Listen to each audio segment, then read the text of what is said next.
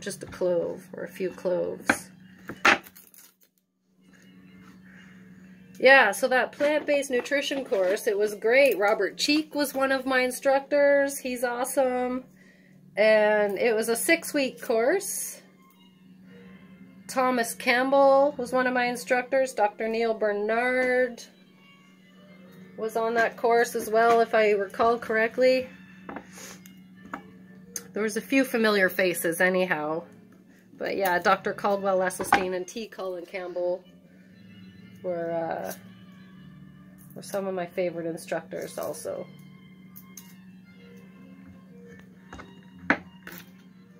Grateful to have had the opportunity to take that wonderful course. It can really be life-changing.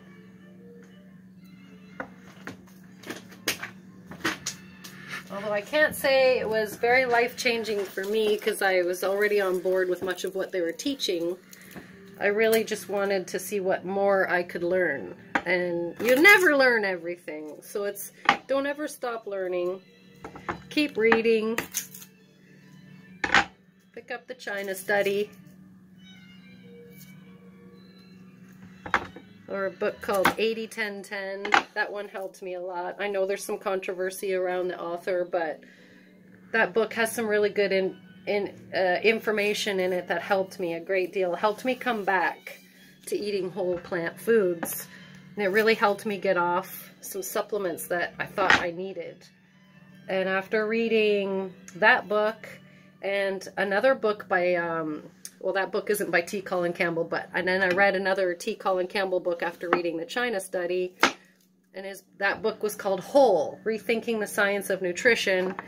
Another very empowering book to read. Like, I used to work in the supplement industry, and I see supplements a lot differently now. I used to believe that our food lacked the nutrients we needed. And so what I needed to do was get my nutrients from supplements and then just use food to satiate. But I didn't know. I mean, the information just didn't reach me until more recently, until a few years ago, that our food really is nutritious. We just need to know what foods to reach for and how much of it to eat. And there aren't really necessarily any hard and fast rules about exactly how much bananas and green beans we need to eat.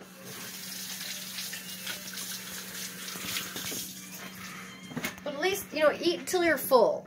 The whole plant foods. You can't get too much fruits and vegetables. Here we go. Final herbs going into the salsa. I'm going to chop up the garlic. Put my wooden spoon over here.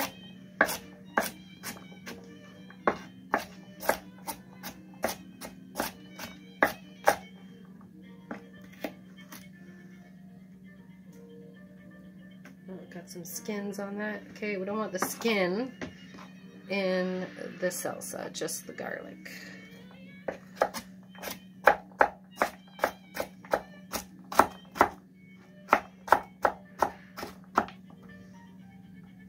Okay.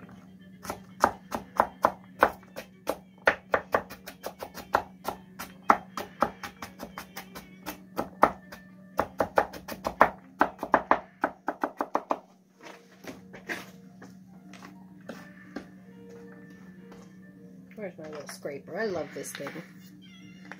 That's great. Okay. Saves my hands getting covered in stuff. Mince this all up.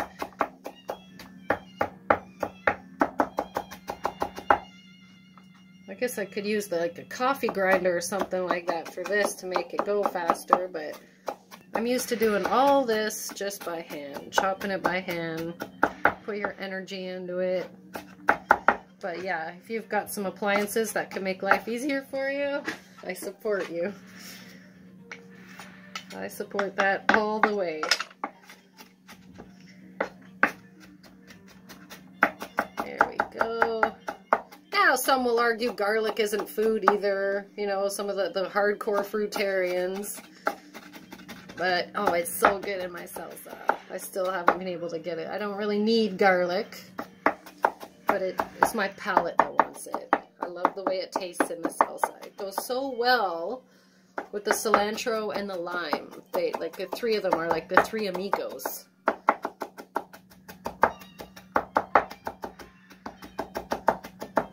Coming along here.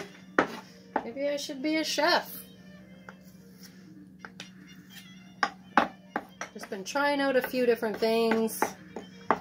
Since I left the supplement industry, I've been a bit lost. Because, you know, when you learn about the high carb, low fat formula, whole food, plant-based, what do you got to sell? And people are making a living for the most part having something to sell. And this business of keeping it whole food, plant-based, high carb, low fat, it's getting people off a lot of supplements, a lot of heart medication, diabetes medication, all kinds of stuff, arthritis medication, eczema remedies. So I guess what's next? I just make some videos about how to make some good alternatives to share with people, show them how they can improve their health with whole foods.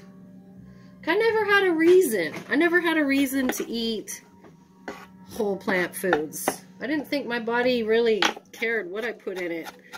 It was just getting fat no matter what I ate. But little did I know, it was the fat I was consuming that was making me fat. Growing up with all these fast food restaurants advertising their products as food, and I'm eating it, and it's making me sick. Speaking of fast food restaurants, how about A&W's Beyond Meat Burger? Isn't that great? What is the Beyond Burger, or is it called the Beyond Meat Burger? I have yet to try it, because I'm a little too far gone. They're cooking that shit on the same grill as their cruelty burgers. And hopefully they're sold out. Matt just told me that they are completely sold out of their Beyond Meat Burger. And that makes me so happy to hear that, because that is huge. They're always sold out of it. When they first came out with it, they sold out. At least the A&W around here sold out within the first couple days. So I think that's great news. I think that's great progress. Cholesterol levels will be going down. Watch this. People they're going to be going to their doctor. Their doctor's going to be like, oh, we're going to have to reduce your cholesterol medication because your cholesterol's gone down. Your bad cholesterol, the LDL is gone down. I think that's going to help. I think we're going to start seeing, when they're out of stock like that, we're going to start seeing some healthier numbers with regards to healthcare. And hopefully, healthcare costs will go down. More people know about the whole food, plant-based, high carb, low fat formula, the better off we'll all be. Everybody, the planet, the animals, people and their health and their kids' health. We'll be living in a peaceful world, a more peaceful world, if we don't see that it's okay to cause violence to anyone, no matter what species they are. Just because they were born into a body of a cow or a pig doesn't mean that they deserve less respect or not deserve their life at all. So, I'm just putting some garlic in the salsa now. I'm going to put some more garlic over here. And there we go. Look at this mess. So, shine a light on that. We just mix it up. And we can do a little taste test. Okay, I'm going to put a bit of salt in it. This is how I do it. There we go. Add a little bit of salt. We can get away with a little bit of salt. There's no oil in it. No, nobody puts oil in their salsa anyway, but as a salad dressing, quite often oil is used. And this can be used as a salad dressing just as much. Well, I think it is a salad in itself, but it makes a great salad dressing. Look at that. Mix this up. That came together quite nicely. And so there we go. Voila, we have organic salsa. That's my salsa. And we have some locally made tortilla chips. Let's give this a try, shall we?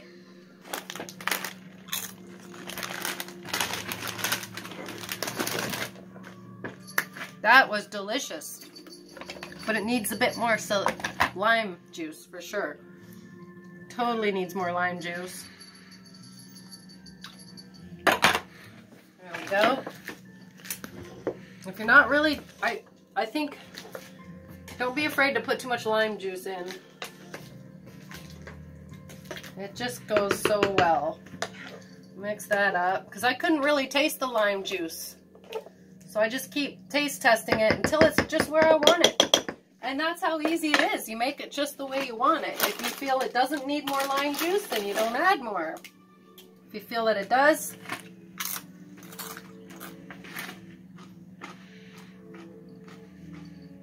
see, that was delicious. I'd still use more lime juice. There we go. It can use a bit more salt. I'm going to put more salt in it. Ah, there we go. Look at all that salt. Just got to grind up some more salt. And that's it, folks. That is my salsa. I hope you enjoyed that. And if you like salsa, and if you think Stephen Colbert rocks your world, thumb this video up. Give this video a big thumbs up. Hit that bell so you can get notified when I make new videos. Yeah, like and subscribe. Keep it vegan. Keep it high carb. Keep it plant-based. Keep it low fat. And go vegan, wild child.